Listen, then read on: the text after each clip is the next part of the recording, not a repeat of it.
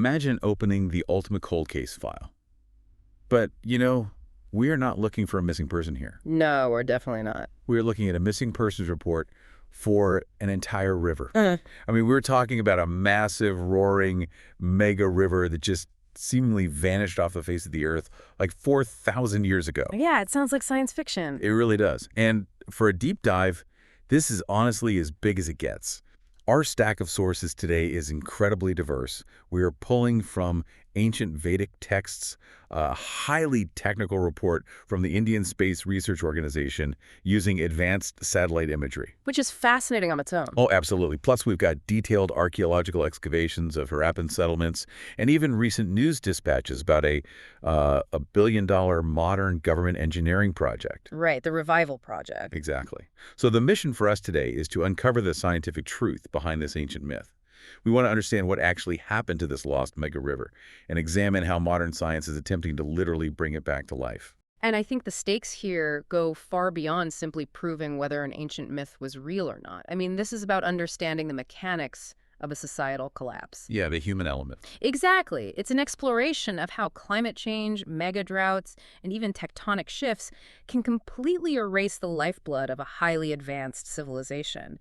We are looking at a stark, documented example of extreme environmental vulnerability. I want you to picture this scenario. Yeah. Imagine you're reading a historical account, right? Yep. A very old, highly revered book, and it describes this mighty, roaring river right exactly where you live. Okay. But when you put the book down and look out your window, all you see is just a bone-dry, scorching desert stretching all the way to the horizon. Right, a total disconnect. Exactly. How would you prove the book was right? How do you even begin to track down a ghost river? Yeah. Because before we can deploy modern science to find it, we kind of have to understand what the ancient witnesses actually claim to have seen. The literary trail they left behind is, it's like an incredibly detailed map of a changing landscape. It really is. The textual history of the Saraswati River basically serves as a chronological timeline of its physical decline. Walk us through that timeline. Well, if we look at the oldest layers of the Rig Veda, which were composed thousands of years ago, the river is described not as a memory, but as a very physical, very present watercourse. Like it's right there in front of them. Yeah, the language used describes it as perennial and roaring, physically carving its way from the mountains all the way down to the sea. And the authors geographically place it right between the Yamuna and the Sutlej rivers in northwestern India. It was, without a doubt, the absolute center of their world. Okay, let's unpack this. Because the way that texts evolve over time is just so revealing. It's almost like tracking a famous celebrity's declining career through different eras of pop culture. That's a great way to put it. Right. Because first, in the Rig Veda, the river is the ultimate action star. It's powerful, it's doing its own stunts, it's the main character of the landscape. But then as we move forward in time to the text of the Mahabharata epic, the action star is just doing cameos. Yeah, the descriptions fundamentally change at that point. They do. The texts explicitly describe the river as drying up and disappearing underground at a very specific location they called Vinasana. And then, by the time we reach the later Puranas, the physical river is just gone entirely. The action star isn't making cameos anymore. The entity has been entirely abstracted into a metaphor. A completely spiritual concept. Exactly. The texts replace the physical river with a metaphysical subterranean one that supposedly meets the Ganges and the Yamuna at the Triveni Sangam in Prayagraj. So the physical reality of the water is entirely replaced by a spiritual concept. And the deity associated with the river goes through like the exact same cultural rebranding. Right, she has to. Yeah, she starts off as a powerful water goddess of physical fertility and agriculture. But because the physical water disappears, the culture has to shift her identity to keep her relevant. Yeah, they had to adapt her. Exactly. So she becomes Vagdevi, the goddess of speech, wisdom, and learning. The physical foundation of their wealth disappeared, so they shifted the value to knowledge and memory. She becomes a metaphor for wisdom simply because the physical river is not there to water the crops anymore. And as the physical water dried up, the cultural memory of the river was repurposed to become foundational to the civilization's intellectual identity. For centuries, modern historians looked at that eventual metaphorical status and just assumed the whole thing was a myth from the start. Just a beautiful story invented by ancient poets. Right. But the texts explicitly stated it vanished into the ground. So to find out if there was any truth to that, we had to zoom way out. We literally had to look at the desert from space. And this is where the 2014 ISRO technical report comes in. So the Indian Space Research Organization pointed their remote sensing satellites, specifically the WIFES and LIS sensors, directly at the Thar Desert. And they used some incredible imaging techniques. Yeah, they used a digital technique called piecewise histogram stretching. To understand how this works, think about editing a photo on your phone. Like if you have a really dark shadow in a picture, you can stretch the contrast to force the hidden details in those dark areas to become visible.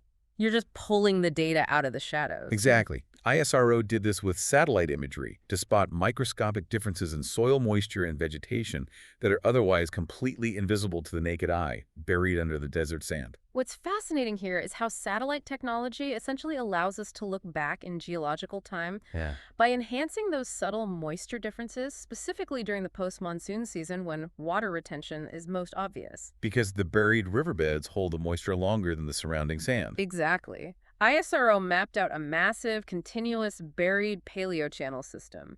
We are talking about an underground riverbed measuring 4 to 10 kilometers wide. 10 kilometers wide, that is huge. It is a mega river, and it sweeps right through Haryana, Punjab, Rajasthan, and down to Gujarat. The footprint perfectly matches the geographic boundaries described in the ancient texts. So the river never entirely left. It was just buried under millennia of sand and sediment. Right. But seeing a shape from orbit is one thing. Proving there is an actual riverbed down there requires, digging in the dirt. Yeah, the ground truthing phase of the ISRO report is where this goes from a cool theory to physical reality. They went into the Jaisalmer district of Rajasthan, right in the middle of the arid desert, and just started drilling tube wells into these satellite-mapped channels. And what they found was definitive. Oh, completely. Yeah. At depths of 40 to 125 meters, they hit layers of coarse river sand and rounded pebbles. And these layers were 35 to 80 meters thick. You really have to think about the physics of that for a second. Windblown desert sand is fine and powdery. Right, it's dust, basically. Yeah, so to get thick layers of coarse river pebbles, you need massive high-energy water to physically tumble those rocks over miles and miles. A desert breeze just doesn't move heavy, rounded river stones. And they didn't just find dry rocks either. No, they didn't. The aquifers trapped within these deep paleochannels are filled with fresh, highly potable water. In a region where the shallow groundwater is typically incredibly saline and completely undrinkable, discovering a massive reserve of fresh water was monumental. Like finding a buried treasure. Exactly. And when researchers sent this deep aquifer water off for radiocarbon dating, the results showed the water itself is between 3,340 and 18,800 years old. Wow. It's mind-bending to think that the water trapped down there has been sitting untouched since the end of the last ice age. It's ancient water. It really is. Oh. So we found the ghost of the river. We have the body. The obvious question now is, who turned off the tap? How does a 10-kilometer wide river just stop flowing? Well, we have to look at the two competing scientific models attempting to explain the death of the Saraswati. The geological data provides two very different narratives for how this happened. And we're going to look at both of them impartially. Yes. The first is the glacial origin model, which was championed by geologists like the late K.S. Valdia. Let's walk through Valdia's model. It basically proposes that the ancient Saraswati was a massive glacier-fed river, drawing its primary water from the Paleo-Sutlej and the Paleo-Yamuna rivers high up in the Himalayas. Right. The theory argues that neotectonic shifts caused something called river piracy. The Earth's crust uplifted, creating a forebulge. Now, let's pause on that. What does a forebulge actually look like on the ground? Think of pushing a heavy carpet from one end. Before the carpet actually moves across the floor, a ripple or a bump forms in the middle of the fabric. Oh, okay, I can picture that. Right. So in geological terms, immense tectonic pressure caused a gradual bulging ripple in the Earth's crust beneath the river system. So a literal ripple in the Earth's crust physically tilts the landscape, and that tilt is what causes the river piracy. Exactly. The Yamuna is diverted east toward the Ganges, and the Sutlej is diverted west toward the Indus. The Saraswati is entirely stripped of its glacial water sources, resulting in just a sudden, catastrophic drying event. It's a literal geological heist. It's a dramatic theory. But then we have the second theory, which is the monsoon-fed model, proposed by researchers like Livio Giusan and Ajit Singh. And they look at the sand itself, right? Yes, they use sedimentary core analysis to track the origin of the sand grains, and they argue that the river was actually disconnected from those high-altitude glaciers long before human civilization even started in the region. Oh, wow. Yeah, their dating suggests the Yamuna's eastward shift happened around 50,000 years ago, and the Sutlej shifted about 8,000 years ago.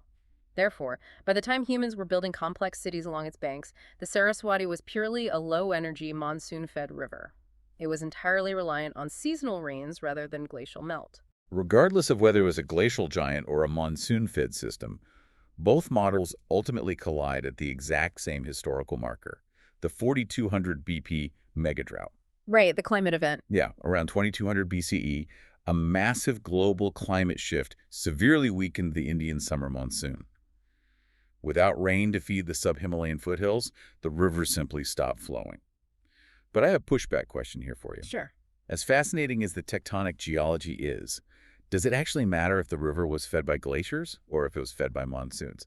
Like, if it successfully supported an entire civilization either way, isn't the outcome exactly the same? Well, it matters because it dictates how we understand the very nature of the civilization's collapse. How so? If the river was a massive glacier-fed torrent that was suddenly cut off by a tectonic earthquake, you are looking at a rapid, catastrophic collapse of urban centers, people waking up to a dry riverbed. A sudden disaster. Right. But if it was a monsoon-fed river that slowly died over centuries due to an incrementally changing climate, then we are looking at a slow, deliberate, generational adaptation by the people living there. It changes the historical narrative from a sudden apocalyptic disaster movie to a really complex story of human resilience and managed migration. Which brings us directly to the human element, because the death of the Saraswati wasn't just some geological curiosity, it was a sprawling human tragedy. Absolutely. When you look at the archaeological map of the Harappan world, the Indus Valley civilization, the distribution of cities is just staggering. Over 1,000 Harappan archaeological sites are located along this dry Gagar-Hakra river system. 1,000. Yeah, compared to only about 86 sites on the Indus River proper. Which means the heart of the Indus Valley civilization was actually the Saraswati Valley. And the level of engineering and societal sophistication at these sites is astounding. Take the site of Dharana, which dates back to 7500 BCE. They started with underground pit dwellings to escape the heat. But the truly remarkable feature is their water filtration system. Yeah, tell us about the filters. They constructed these intricate filters using alternating layers of sand, gravel, and charcoal to purify their drinking water. The mechanism there is just brilliant. The sand and gravel physically catch the larger particles of dirt, while the charcoal chemically binds to impurities and toxins. Exactly. I mean, that is the exact same mechanism operating inside the modern water pitcher sitting in my fridge right now.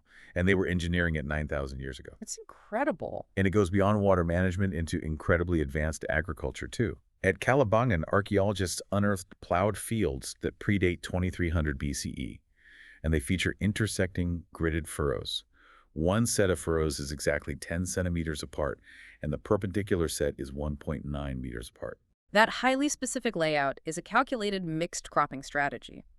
By spacing different crops at those exact intervals, they maximize sunlight exposure and root space for two entirely different types of plants simultaneously. So they were optimizing their agricultural yield with literal mathematical precision. Yes. Unfortunately, the excavations at Kalibangan also show massive fault lines, indicating the city was severely damaged or destroyed by a seismic event around 2300 BCE. And beyond their survival skills, we see evidence of immense wealth and rigid standardization. Like at sites like Banawali and Kunal, the artifacts paint a picture of a highly regulated society. Oh, the weights. Yeah. At Banawali, archaeologists found a cubical weight made of stone that weighs exactly 87.855 grams. That is precisely 100 times the standard base unit of Harappan weight. That level of precision is telling. It really is. If a society has standardization down to the fraction of a gram, it means they have centralized authority, tax collectors, and a massive shared economy stretching across thousands of miles. And at Kunal, they unearthed silver royal tiaras, proving a complex social hierarchy. But then the water stops. The mega drought hits. Right. But the brilliance of the Harappans is that they didn't just lay down and die. The archaeological record shows a massive shift in their behavior. They adapted their entire way of life. How did they do that? We see them switching their agriculture from water-heavy winter crops like wheat and barley to drought-resistant summer crops like millets and rice. Which is huge. Switching from wheat to millet isn't just, a change in the local menu. It means completely changing your calendar, inventing new harvesting tools, developing entirely new recipes and storage methods, and restructuring your seasonal labor force. It's a total societal overhaul. Yeah, and eventually, even that wasn't enough, and they had to physically migrate eastward toward the Ganges River basin. If we connect this to the bigger picture, we see the socio-hydrological cycle in action. Break that term down for us. The socio-hydrological cycle basically means that as the behavior of water changes in an environment, human society has to physically and politically restructure itself to survive. We see the abandonment of massive, centralized public granaries in the Harappan cities. Right. It wasn't a sudden apocalypse where everyone vanished overnight. It was a logical, planned decentralization of society. The climate changed, the river died, and so the society adapted by breaking apart their massive, unsustainable urban centers into smaller, more flexible rural communities further east where the water was just more reliable. The Harappans had to leave because the river died. They bowed to the reality of nature. But today, modern geopolitics and engineering are attempting to essentially reverse history. It's a massive undertaking. Here's where it gets really interesting. The Indian government has launched a 10,000 crore project that's roughly $1.25 billion to physically revive the Saraswati River. Yes. In 2022, a memorandum of understanding was signed between the states of Haryana and Himachal Pradesh to build the Adibadri Dam. Okay, so what's the actual engineering plan there? The plan is to dam the seasonal Somme River up in the Himalayan foothills and physically route that trapped water directly into the ancient dry channels of the Saraswati. And the project is actively expanding. Like Rajasthan is joining the panel in 2025. They're bringing in Danish hydrological modeling to figure out how to recharge those deep buried aquifers in the desert. The exact same aquifers where ISRO found that 18,000-year-old water. Which is incredibly complex. Right. Mapping porosity and calculating underground flow rates for an aquifer that hasn't seen surface water in 4 millennia is a monumental task. Yeah, definitely. But the Haryana Saraswati Heritage Development Board, the group leading this, has already run a proof of concept. They successfully channeled water across a 400-kilometer stretch from Adibadri all the way to the O2 headworks near the Rajasthan border by systematically connecting seasonal monsoon rivers. They proved it can be done. But I have to offer a skeptical pushback here, though. $1.25 billion is a staggering amount of money. It is. Is this just an incredibly expensive historical vanity project? Like, are they just trying to resurrect a cultural myth for modern pride? Or does routing water through 4,000-year-old dried riverbeds actually solve modern practical water scarcity? And that is the core tension surrounding the project today.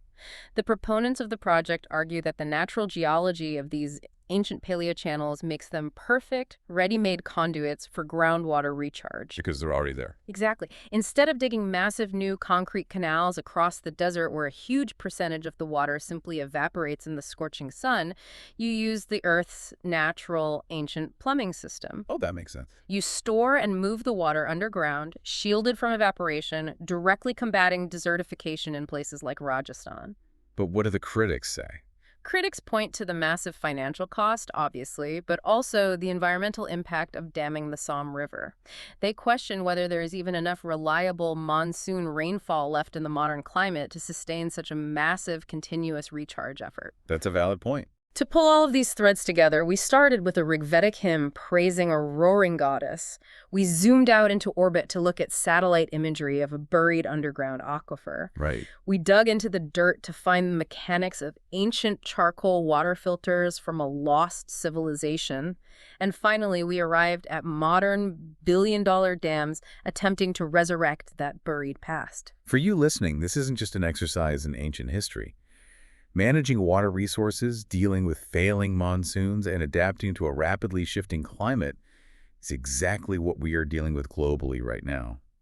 The Ghost of the Saraswati is essentially a massive warning label for the modern world.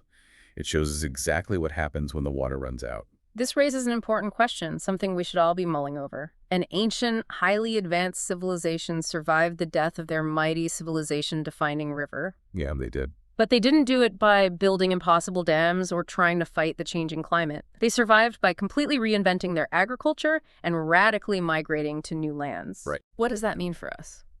As we face our own modern climate-driven water crises, Will our billion-dollar engineering projects actually save us, or will we eventually realize that we cannot build our way out of a changing climate and instead have to learn the Harappan lesson of radical adaptation and migration? The next time you open a history book or just look out your window, remember that the landscape you see is only temporary. The cold case of the Saraswati River might be closed, but our own environmental story is just beginning.